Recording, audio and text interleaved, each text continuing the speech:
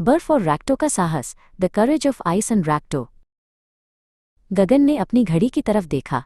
शाम होने वाली है तारा, उसने अपनी पत्नी से कहा। और रैक्टो ने बताया कि यह ग्रह खून चूसने वाले जीवों से भरा हुआ है। रोबोट रैक्टो ने अपने इंसान जैसे हाथ से एक बड़ी सी चमकदार नीली बोतल उठाई।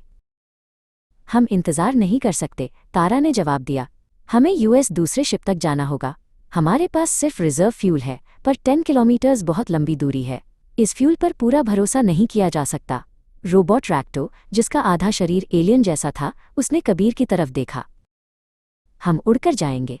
तारा ने कंट्रोल पैनल की तरफ इशारा किया। ये एक खतरनाक जोखिम है, पर चलने से बेहतर है। कबीर खुशी से उछाल पड़ा। मुझे लगता है हम इस रिजर्व फ्यूल से उठ सकते हैं। यह साहस का समय है रैक्टो।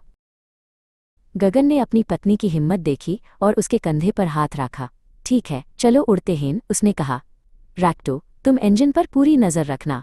कबीर, तुम यहाँ मेरे पास बैठो और रास्ते में खून चूसने वाले जीवों की तलाश करना। स्पेसशिप धीरे से गरजा और बर्फीली जमीन से ऊपर उठ गया।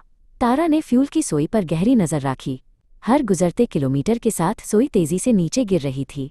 बहुत कम फ्यूल बचा था। जब 10 किलोमीटर्स की दूरी लगभग पूरी हो चुकी थी, टैब रिजर्व फ्यूल खत्म हो गया। इंजन से एक हल्की सी फुस आवाज आई और स्पेसशिप तेजी से नीचे गिरने लगा। पकड़ के राखो, तारा जोर से चिल्लाई। बड़ी मुश्किल से शिप दूसरे शिप से थोड़ा हाई दूर बुरी तरह से नीचे उतरा। सब कुछ हिल गया, पर वे सुरक्षित थे। हम यहीं रुकते हैं, गगन ने थकी हुई आवाज में कहा। रैक्टो, देखो क्या हम पहुंच गए हैं। रैक्टो ने तुरंत अपनी स्कैनर आंख का इस्तेमाल किया। उसकी आंख से निकली नीली रोशनी दूसरे स्पेसशिप की आकृति पर पड़ी। तभी उसने एक तेज गास्प लिया और पीछे हट गया। नहीं, उसने ढाठू मेटालिक आवाज में कहा।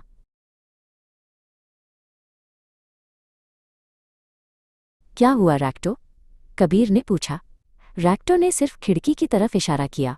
दूसरा शिप, जो रोशनी में चमकना चाहिए था, पूरी तरह से छोटे काले चमकदार पंखों वाले जीवों से ढाका हुआ था। उनकी हजारों लाल आंखें उनके शिप की तरफ घूर रही थीं।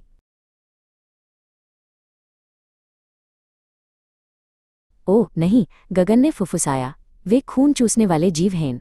वे यूएस शिप पर कब्जा कर चुके हैं। तारा ने तुरंत एक छोटा सोनिक ब्लास्टर उठाया। हम यहाँ इंतजार नहीं कर सकते।